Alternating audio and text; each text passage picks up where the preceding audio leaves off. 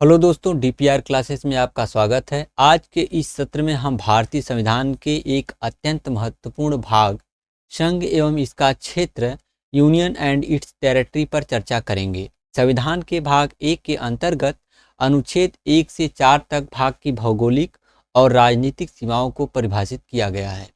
इस कक्षा में हम गहराई से समझेंगे कि क्या डॉक्टर भीमराव अंबेडकर ने इस भारत को राज्यों का समूह न कहकर राज्यों का संघ कहा और कैसे संसद के पास नए राज्यों के निर्माण या उनकी सीमाओं में परिवर्तन करने की अपार शक्ति है।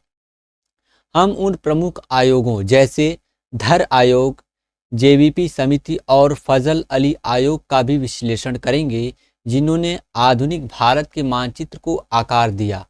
तो चलिए भारत के राजनीतिक एकीकरण और राज्यों के पुनर्गठन की इस ऐतिहासिक यात्रा को शुरू करते हैं।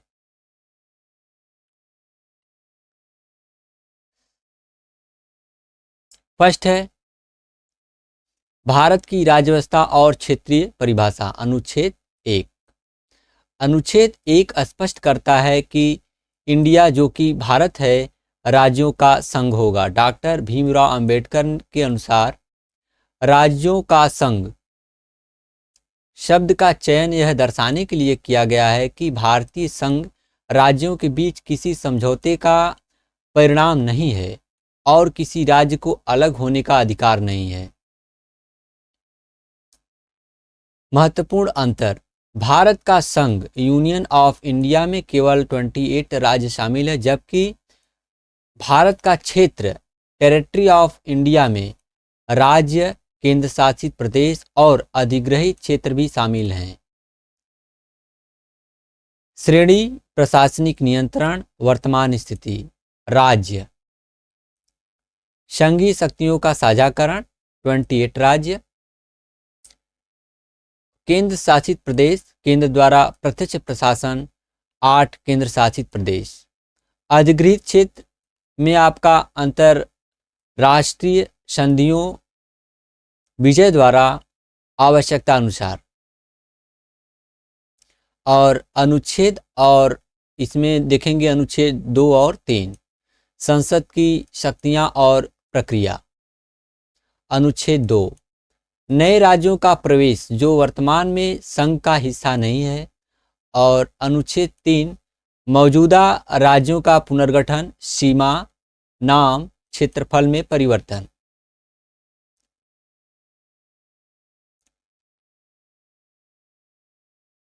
प्रक्रिया। राष्ट्रपति की पूर्व सिफारिश अनिवार्य है। राष्ट्रपति की पूर्व सिफारिश अनिवार्य है। संसद राज्य विधानमंडल के विचारों को मानने के लिए बाध्य नहीं है। भारत एक विनाशी राज्यों का अविनाशी संघ है। और अब हम देखेंगे अनुच्छेद 4 संवैधानिक संशोधन से छूट। अनुच्छेद 2 और 3 के तहत बनाए गए कानून अनुच्छेद 368 के तहत संशोधन नहीं माने जाते हैं। इन्हें संसद द्वारा साधारण बहुमत से पारित किया जा सकता है। रियासतों का एकीकरण और 1950 का वर्गीकरण। स्वतंत्रता के समय 552 रियासतों में से 549 स्वेच्छा से शामिल हुए। शेष 3 का विलय जूनागढ़, जनमत संग्रह से, हैदराबाद, ऑपरेशन पोलो पुलिस कार्यवाही से और कश्मीर आपका विलय पत्र से शामिल किया गया। 1950 का राज्य वर्गीकरण। भाग और यहाँ पे विवरण है और यहाँ पे आपका संख्या है। भाग क के द्वारा गवर्नर के शासन वाले प्रांत जो कि संख्या 9 है। और भाग ख शाही शासन वाली रियासतें और इसमें भी संख्या 9 है। और भाग क मुख्य आयुक्त के प्रांत और इसमें आपका 10 है। और भाग घ अंडमान और निकोबार जो कि आपका संख्या 1 है। भाषाई पुनर्गठन और मुख्य आयोग और आपका धर आयोग 1948 पुनर्गठन का आधार प्रशासनिक सुविधा होना चाहिए, भाषा नहीं।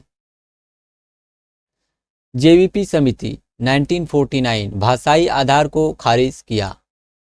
फजल अली आयोग 1953 भाषा को प्रमुख कारक माना, लेकिन एक राज्य एक भाषा को नकारा। इसकी सिफारिश पर 1956 में 14 राज्य और 6 केंद्र शासित प्रदेश बने। ऐतिहासिक विकास क्रम 1960 से लेकर 2019 तक। आपका 1960 में मुंबई से महाराष्ट्र और गुजरात का गठन, और 1963 में आपका नागालैंड का गठन हुआ, और 1975 में जो कि 36वें संशोधन द्वारा सिक्किम पूर्ण राज्य बना, और 2000 में छत्तीसगढ़, उत्तराखंड और झारखंड का गठन किया गया, और 2014 में आपका तेलंगाना 29वां राज्य बना था, और 2019 में जम्मू कश्मीर और लद्दाख केंद्र शासित प्रदेश बने। और हम इस टॉपिक से रिलेटेड अब एमसीक्यूज देख लेंगे। फर्स्ट है, संविधान का अनुच्छेद 1 भारत को किस रूप में परिभाषित करता है? और ये राज्यों का संघ, राज्यों का संघ, ऑप्शन बी करेक्ट है। और नेक्स्ट है आपका सेकंड, डॉक्टर भीमराव अंबेडकर के अनुसार राज्यों का संघ शब्द का चयन क्यों किया गया? क्यों किया गया? क्योंकि भारतीय संघ राज्यों के बीच किसी समझौते का परिणाम नहीं है। ऑप्शन सी करेक्ट है इसका। नेक्स्ट है, भारत का क्षेत्र टेरिटरी ऑफ इंडिया में निम्नलिखित में से क्या शामिल है? क्या शामिल है? तो इसमें आपका राज्य, केंद्र शासित प्रदेश और अधिग्रहित क्षेत्र शामिल है। ऑप्शन सी करेक्ट है इसका। नेक्स्ट है आपका, नए राज्यों का प्रवेश या स्थापना जो संघ का हिस्सा नहीं है किस अनुच्छेद के तहत होती है? अनुच्छेद 2 के तहत होता है। ऑप्शन बी करेक्ट है। और नेक्स्ट है आपका, संसद को किसी राज्य की सीमा या नाम बदलने का अधिकार किस अनुच्छेद के तहत प्राप्त है? किस अनुच्छेद के तहत प्राप्त है? तो अनुच्छेद 3 के तहत प्राप्त है। ऑप्शन बी करेक्ट है। नेक्स्ट है आपका, अनुच्छेद 3 के तहत विधेयक पेश करने के लिए किसी पूर्व सिफारिश आवश्यक है? किसकी पूर्व सिफारिश आवश्यक है? तो राष्ट्रपति का। ऑप्शन सी करेक्ट है। नेक्स्ट है आपका, भारत को विनाशी राज्यों का अविनाशी संघ क्यों कहा जाता है? क्योंकि राज्यों की क्षेत्रीय अखंडता की कोई गारंटी नहीं है। ऑप्शन ए करेक्ट है आपका।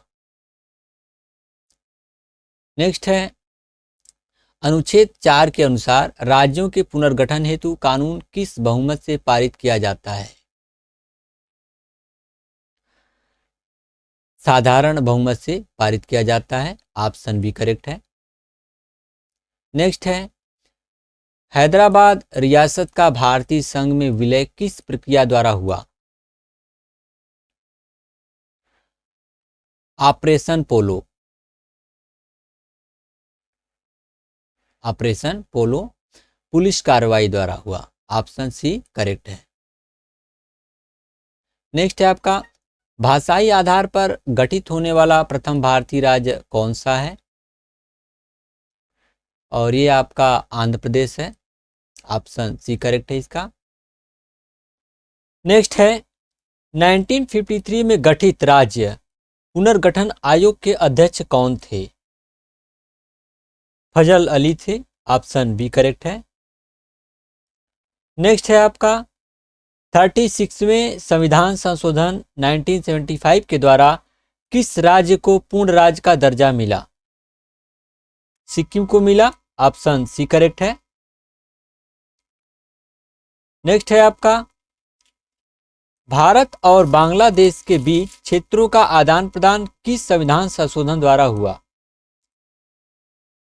तो 6वें संशोधन द्वारा हुआ। ऑप्शन बी करेक्ट है। नेक्स्ट है आपका, जेवीपी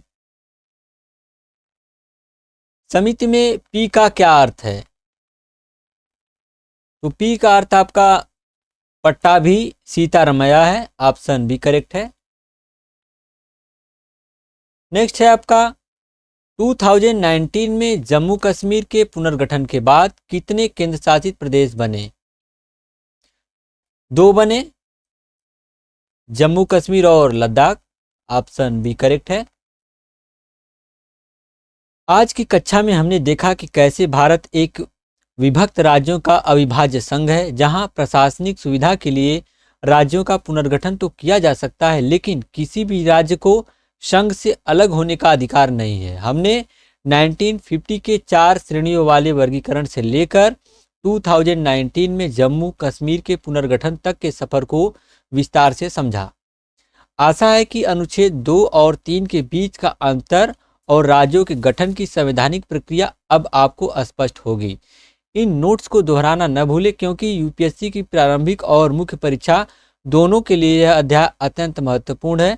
डीपीआर क्लासेस से जुड़ने के लिए धन्यवाद। अगली कक्षा में हम एक नए और रोचक विषय के साथ मिलेंगे। तब तक पढ़ते रहिए और आगे बढ़ते रहिए। धन्यवाद।